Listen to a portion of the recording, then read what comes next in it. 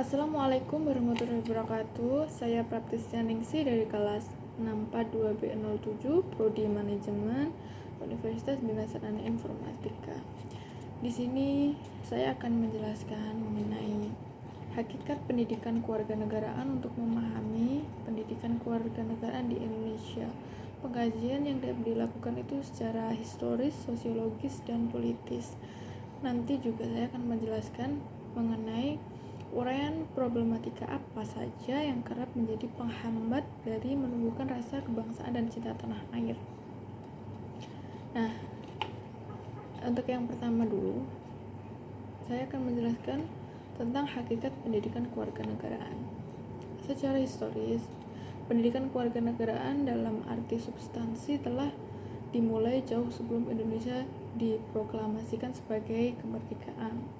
Dalam sejarah kebangsaan Indonesia, berdirinya organisasi Budi Utomo tahun 1908 disepakati sebagai Hari Kebangkitan Nasional, karena pada saat itulah dalam diri bangsa Indonesia mulai tumbuh kesadaran sebagai bangsa walaupun belum menamakan Indonesia.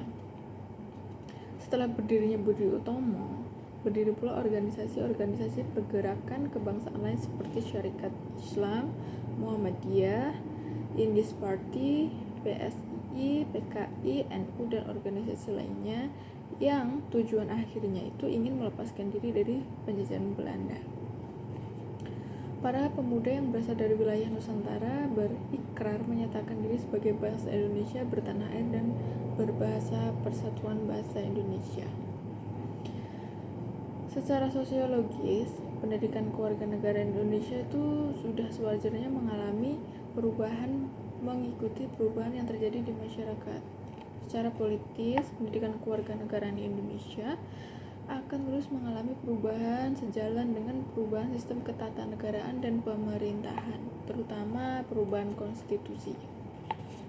Secara politis, pendidikan kewarganegaraan mulai dikenal dalam pendidikan sekolah, dapat digali dari dokumen kurikulum sejak tahun 1957 sebagai dapat diidentifikasi dari pernyataan Somantri bahwa pada masa Orde Lama mulai dikenal istilah kewarganegaraan pada tahun 1957, istilah civic tahun 1962, dan pendidikan kewarganegaraan tahun 1968.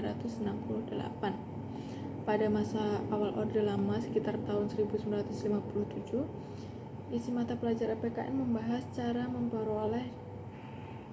memerolehan dan kehilangan kewarganegaraan, sedangkan dalam civic lebih banyak membahas tentang sejarah kebangkitan nasional, undang-undang, pidato-pidato politik kenegaraan yang terutama kan diarahkan untuk nation dan karakter building.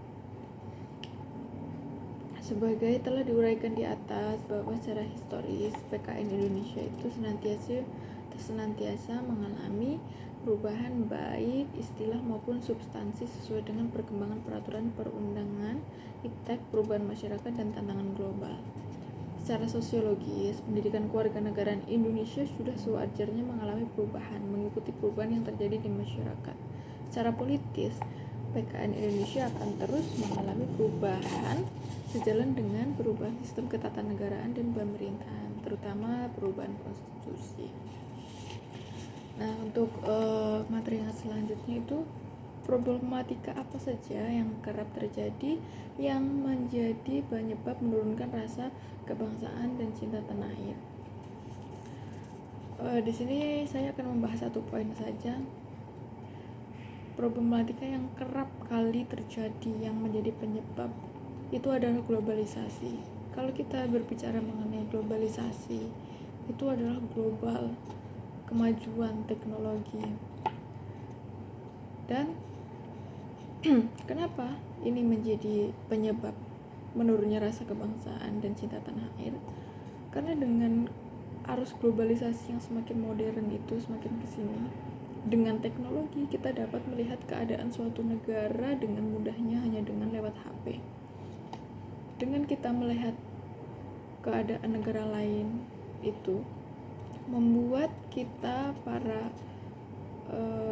warga negara itu menjadi bukan makin cinta tanah air, tapi ada rasa membandingkan, kemungkinan bahkan ada rasa lebih mencintai apa yang dipunyai negara lain daripada apa yang kita punya. Jadi dengan arus globalisasi semakin modern itu bisa menjadi salah satu penyebab menurunnya rasa kebangsaan dan cinta tanah air. Karena apa? Kita diperlihatkan banyak hal begitu. Maka dari itu, negara itu sangat perlu penyelenggaraan pendidikan kewarganegaraan karena setiap generasi adalah orang baru yang harus mendapatkan pengetahuan sikap, nilai, dan keterampilan agar mampu mengembangkan watak smart dan good citizen dalam kehidupan bermasyarakat.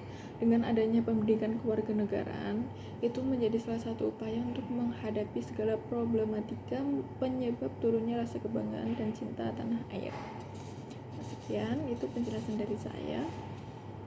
Demikian saya sampaikan. Terima kasih. Wassalamualaikum warahmatullahi wabarakatuh.